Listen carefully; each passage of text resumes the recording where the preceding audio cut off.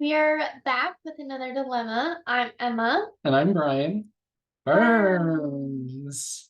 and today we are going to be discussing getting in front of decision makers. I Yes. don't know why that was so hard to get out, but it's been like a very long week for being a Tuesday. Yeah, I agree.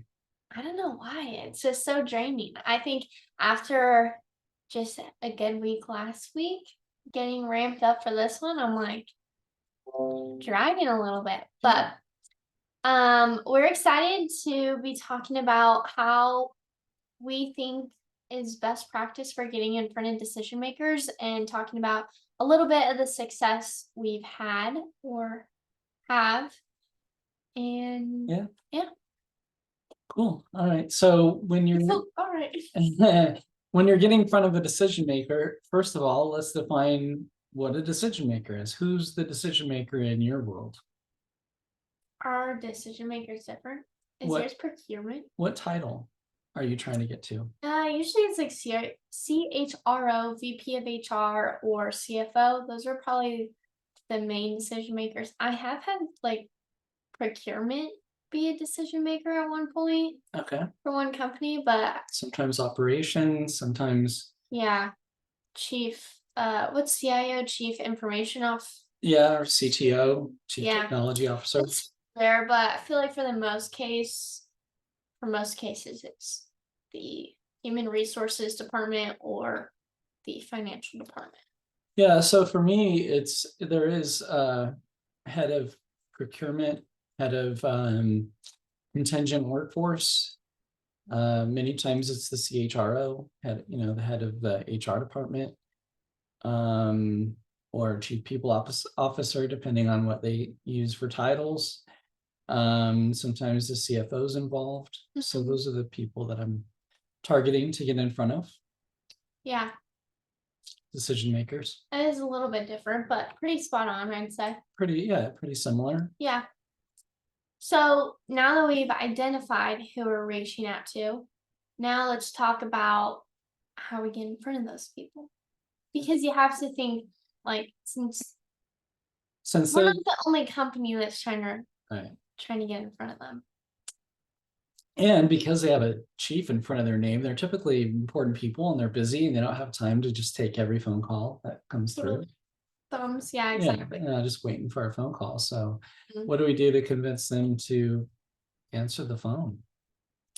I think you've actually helped me a lot lately with that because in the past I was struggling a little bit on I'm not gonna give you all the credit, but I'll take it though. Whatever I um can get. no, I think that it's all about approach and mannerism in your approach because oftentimes in the past I had a very strategic way as to how I would reach out to them, but it wasn't successful. So it I needed to switch it up. I needed a new routine. I needed a new cadence.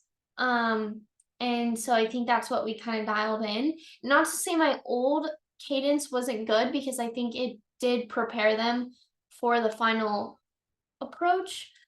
But what I do is I normally do a cadence with my prospects, the people I'm trying to reach, and that consists of a call, an email, a call. So actually, the first call, let me start over. A call, leave a voicemail, email, call, no voicemail, email two, replying to email one. So you do reply all. Okay. And then you do a LinkedIn touch, whether that's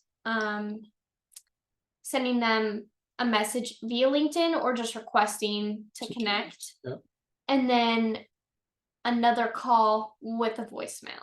And while you're on LinkedIn, kind of do a little bit of research so that you can understand maybe you have something in common. Maybe you are both part of similar organization. Yeah. Maybe you're both following the same people or companies. Maybe you have a connection in common. Yes. Somebody that you're connected with, that they're connected with as well. You can reach out to that person and say, hey, I know that you know this person, wondering if you can make a connection for me. Here's what I'd like to. John Mayer. We actually had him on the podcast, but Yeah. he used to work for a company that's their current HR payroll timekeeping solutions company, and I wanted to get in front of them because ours is better. And I asked him if he could connect us because he no longer works there.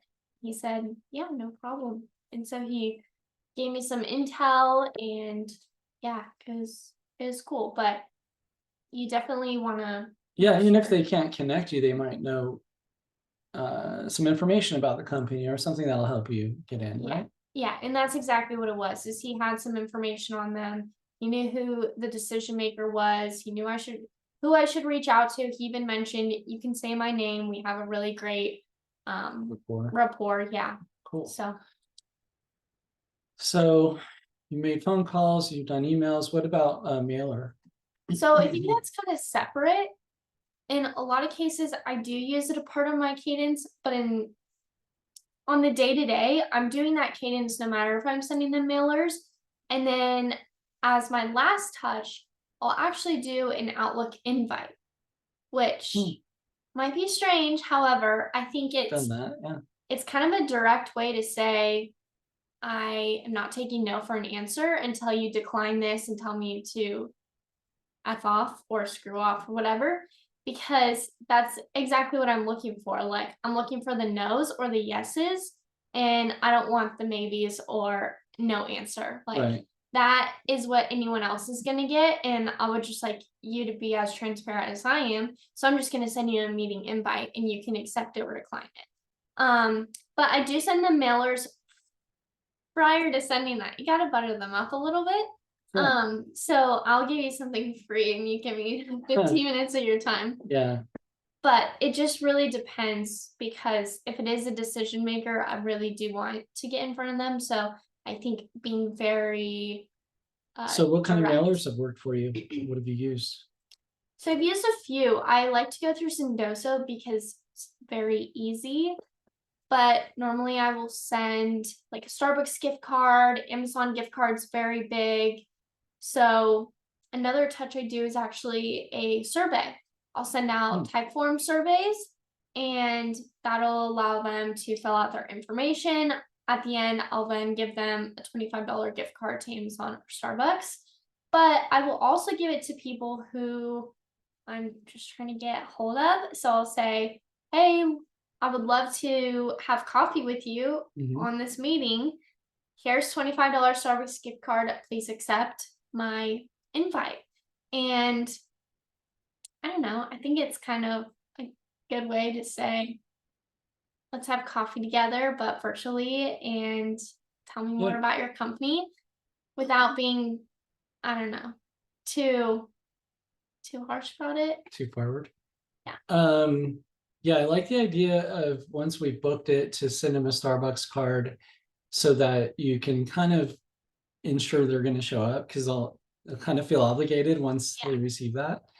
I think that we've talked about campaigns in the past, but I think it's very effective to do all those things that you mentioned, but have kind of a cadence to it, like, like you said, an email, a voicemail, an email, a phone call, and no voicemail, and then another email, and referencing each time the previous voicemail or email, and then a drop, and then follow up to the drop. "Hey, I was checking in to see if you received something." It also gives you something when you're calling, and the receptionist, what we call the gatekeeper, says to you, "Are they expecting my call?"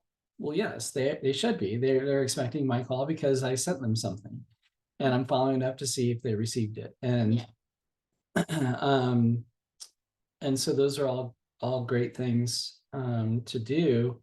And then at the same time, trying to connect with them on LinkedIn and see if you have some things in common. And I think if your LinkedIn profile is up to date too, then they can kind of get a feel for why you might be calling them and what you do. Yeah. And all the different people that you're connected with, that you've helped.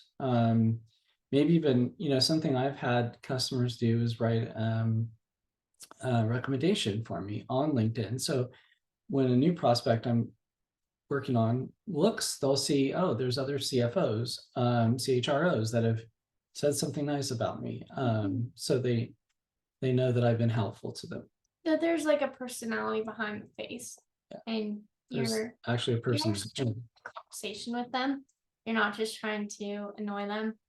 But I don't think that any conversation you're trying to have with someone is considered annoying. So Yeah, I mean, you really, since if you believe you in do what the you job do, right, then you're actually trying to provide them a solution rather than you're trying helping to. them save money, you're helping them be more efficient, you're helping them to, become a better company, a more competitive company, reduce layoffs, reduce, Especially spend, just the recession. recession we're in, just the Economy. economy. Yeah. I think that our product is needed and valued. So Yeah, for sure. So you've had some success lately. mhm. Do you want to talk about any of those specifically, or who have you gotten in touch with? Like what contact level, and what was the method that you used to get those? Yeah, I've had a really good month. So I've had a really good year. Just kidding. Yeah, 2023. No, I think that it's just what I said. I've turned up the tenacity a little bit more and been more ambitious. In the past, I think I was more cautious as to exactly what I would say to them. Every email needed to be fine tuned, every call needed to be fine tuned. I needed to know exactly what I was talking about at all times. I needed to know all the information. I still think that's very important, but at the same time, I'm not spending nearly as much time as I was on making sure I was fine tuning the call before I call right. rather than just calling right now and introducing myself. And you've always said it's okay if you mess up, they know you're human if you do that. And it actually creates better conversation because it's like have a good laugh Yeah. and go along with it. I will say a majority of my success has come through emails. And so, although I've said in the past, you know, calling people and actually having a conversation is probably the way of the future, especially coming out of COVID and the pandemic, people want to talk. I do still think people just want it to be very direct. It was interesting. I actually saw a lead come in for me the other day, and we go through a third party company Mhm. to receive leads. And in the comments or the description, it said that they prefer to be sent Outlook invites as their method of connecting. Mhm. And I thought that was so Yeah. interesting because I do think that people's um, time span or attention span Yeah. is so limited and their day is so packed, they don't want it to be filled, their inbox to be filled with emails. Now, will say maybe they don't want their calendar to be filled with meetings as well. But if you really are a competitive company for what they're looking for, then sometimes it's easier to just send the Outlook invite. Yeah. They can go search up your company, see if it's something that they're interested in, a meeting they're interested in taking, and then accept it and it's on their calendar rather than going through this back and forth like, oh, hey, love for you to meet this person. Let's get it on your calendar. Then they have to reply, okay, I think I am interested. some And then here's dates. some dates, Yeah. here's some times, and then sending it versus just going, hey, I haven't been able to reach you via email or phone call. Let's just schedule 15 minutes and see if we're a good match. And if not, for the future or when you are looking, and if we are, then great. I'd love to just keep that connection going. Mhm. And when the time comes, we can. And when I do that, I typically will say that in my voicemail, in my final voicemail or email, I'll say, hey, I'm gonna go ahead and send you an Outlook invite, so that we can connect, since we haven't been able to this way. And I think you're right. I think people sometimes appreciate that. They rather than taking the time to call you back or email you back, they can just click yes and accept the invite and then talk to you when they get on that call. I will say that sounds very easy, but I do think it takes all those touches for them to know that it's not a random person sending them the Outlook invite. It's actually someone that has spent a lot of time trying to get connected with them, such as the mailers, the gift cards, the calls, the emails, the LinkedIn messages, the connections, all of that.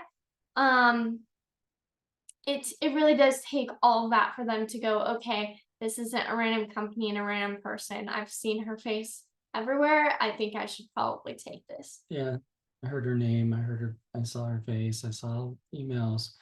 I think it's time to go ahead and take appointment. Yeah. So that's where I've had the most success. Emails and Persistence, right? persistence. Consistent persistence, Yeah. or pleasantly persistent, as a manager once told me. And kind of screwing over the perfection of it all. Right. Because there's no method to the madness, you just have to do it.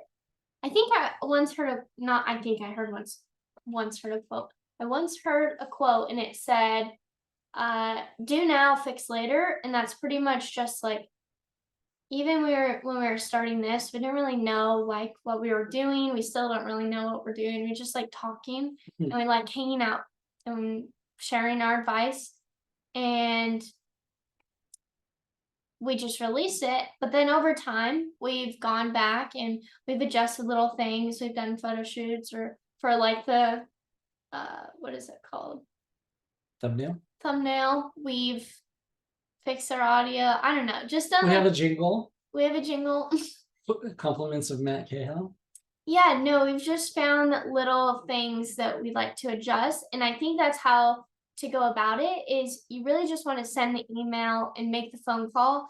And then over time, as you do it more and more, you're going to adjust the way you say things. You're going to adjust the way your email looks or find new ways to send it. It's just part of looking for the success. Yeah, I think another way I've heard it is something like, I'm probably saying it wrong, but perfection is the enemy of productivity, right? It can be because you're trying so hard to be perfect that you're just not doing it because you're waiting to get it perfect. Yeah. So you have to find that balance where you get it good enough and you go. I will say, And still as you do, go each week and you get better and you get better. still do that to this day, especially when I'm CCing people. Like today, I was CCing my account owner, and it's like I want to make sure this like looks and sounds good. And not to say that if he wasn't CC'd, I wouldn't do the same thing to make sure it looked and sounded appropriate and well versed, but or well articulated. However, it does just amplify it like and then but I found myself spending so much time that I wasn't just sending it and getting the job done. It's like I'm spending way too much time on this. I have so many things I need to do and I just continue I gradually got more and more stressed out because I wasn't just sending the email and I was trying to perfect it. So I do still do that, but I So- think that it's good to keep that in mind. I have a trivia question for you that you made me think of. Yeah. And I think you know the answer to this. What does CC stand for?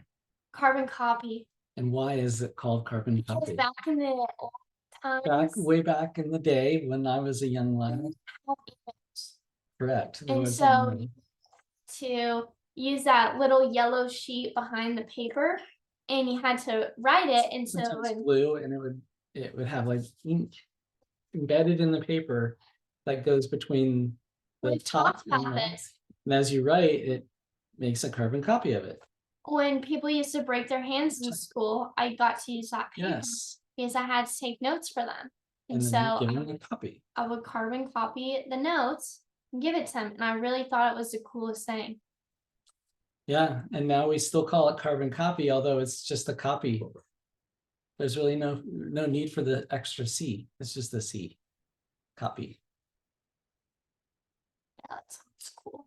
And then there's BCC, which is a blind carbon copy. That's when you give the extra sheet of notes to the friend instead of the person. And then you don't tell that person, you just tell the friend. Yeah, you're just Here's the cheat sheet. Here's their notes. Right? Sure. It was used That is kind of scary though. mostly for memos, because in the day before email, you would actually type up a memo and hand it to someone. It's been read by a third party that you don't know of. Yeah, that's why you have to think about what you're writing. Anything you write down, make sure that it's a I was gonna make a joke and say I blind copy you on all my emails, but I don't. I never copy you. Or want to be. I need extra emails. All right. trying to get my school's attention. Hey, I already graduated. Give me my transcripts. BCC. Every single email you have. All right. So we learned today a little bit about how to get in front of the decision maker. Mhm. I have a question for you. Yeah. When you send an Outlook invite, do you do a Teams meeting or do you do a Zoom meeting? I use Teams because that's what our company uses. We don't have Zoom. Your company's lame. Just kidding. I don't know why I just thought of that, but I always do Teams as well because with Zoom, whoever sends the meeting has to start the meeting. Mm. And one time I set up a meeting for my rep, not knowing I had to start the meeting, and I wasn't there to start it. That could have been a complete flop. So I do Teams now. I'm pro Teams. Yeah, it works pretty well for us. We just have the one option. So Just be Zoom. I know This. at Ceridian, you have the choice of using both Teams and Zoom, right? We just have Teams. It So works pretty just well. say don't accept your Teams invite. Always send a Zoom one as It can get confusing, right? I'm just. Okay, so do you want to close out with a question? I think I have one if you don't. Yeah, I'll close out with a question. You want me to ask you a question? Like, Yeah, you can ask me one, I'll ask you one. all right. So name one thing that's on your bucket list that you want to achieve during your lifetime. Not just this year. It can be this year. I have a Somewhere. lot before I'm dead, but All right. What about this year? What are you going to do this year that you want to accomplish?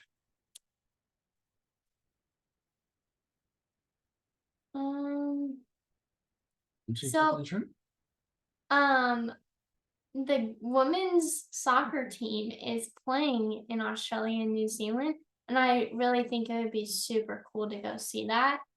I don't know if I will, but I'm a really big soccer fan, so I think that would be really neat to see them play live. We saw them, Carly Lloyd play in her last game in Chicago, but it was in the Chicago, Cincinnati, Ohio. oh yeah, Cincinnati. Yeah, it was fun. But it wasn't the World Cup. No, it was just a friendly. Yeah. So World Cup would be pretty cool. Yeah. For sure. Yeah, that'd be fun. So mine for you. Do you want to answer your own question? You can ask me a different one if you want. What is one podcast or book you've been reading lately that changed your mentality or your work ethic? How about if I answer my question?